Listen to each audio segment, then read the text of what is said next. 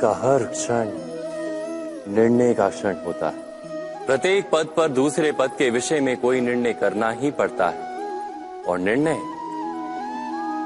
निर्णय अपना प्रभाव छोड़ जाता है। आज किए गए निर्णय भविष्य में सुख अथवा दुख निर्मित करते हैं, ना केवल अपने लिए, अपने परिवार के लिए भी, आने वाली पीढ़ियों के लिए भी। जब कोई दुविधा सामने आती है तो मन व्याकुल हो जाता है, अनिश्चय से भर जाता है। निर्णय का वो क्षण युद्ध बन जाता है और मन बन जाता है युद्ध भूमि। अधिकतर निर्णय हम दुविधा का उपाय करने के लिए नहीं, केवल मन को शांत करने के लिए लेते हैं। पर क्या कोई दौड़ते हुए भोजन कर सकता है? नहीं। तो क्या युद्ध से जूझता हुआ मन कोई योग्य निर्णय ले पाएगा? वास्तव में शांत मन से जब कोई निर्णय करता है तो अपने लिए सुखद भविष्य बनाता है, किंतु अपने मन को शांत करने के लिए जब कोई निर्णय करता है तो वो व्यक्ति भविष्य में अपने लिए कांटों भरा वृक्ष लगाता है। स्वयं विचार कीजिएगा।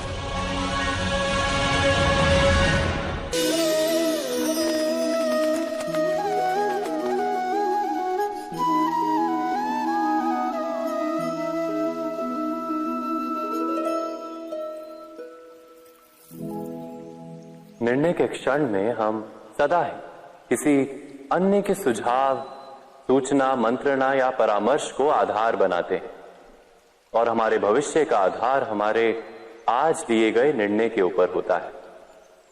तो क्या हमारा भविष्य किसी अन्य के परामर्श, किसी अन्य के सुझाव का फल है? क्या हमारा संपूर्ण जीवन किसी अन्य की बुद्धि का परिणाम? क्या हमने कभी विचार किया है?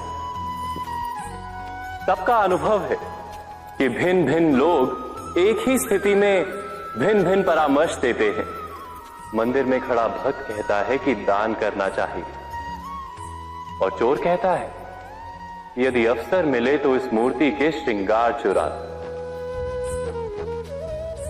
धर्म से भरा हृदय धर्ममय सुझाव देता है और अधर्म से भरा हृदय अधर्म का परामर्श देता है। धर्म में सुझाव का स्वीकार ही मनुष्य को सुख की ओर ले जाता है, किंतु ऐसे परामर्श का स्वीकार करना तभी संभव होता है जब हृदय में धर्म हो। अर्थात किसी का सुझाव अथवा परामर्श स्वीकार करने से पूर्व स्वयं अपने हृदय में धर्म को स्थापित करना क्या आवश्यक नहीं? स्वयं विचार कीजिए।